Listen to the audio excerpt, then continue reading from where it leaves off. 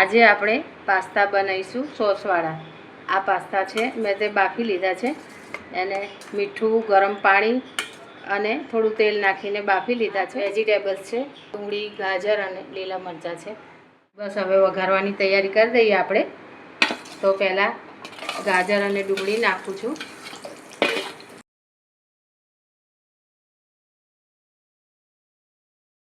આપણે પાસ્તા માટે આ મસાલો તૈયાર કર્યો છે, સોસ।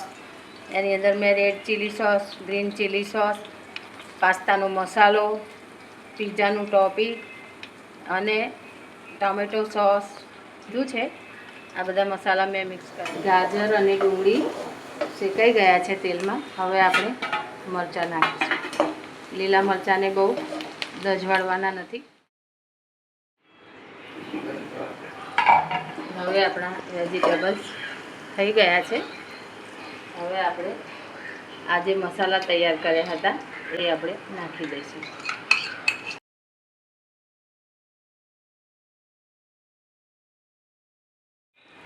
હવે આપણે પાસ્તાને થોડા છૂટા કરીને નાખવાના છે, એટલે એકબીજાને ચોંટે નહીં।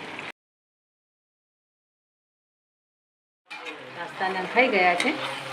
હવે ગેસ એકદમ ધીમો કરી દઈ અને બધું મિક્સ કરી લેવાનું।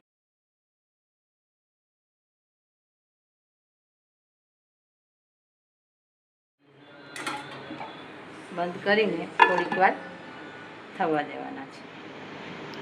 હવે આપણે ફાઇનલી જોઈ લઈએ છે આપણા પાસ્તા રેડી છે।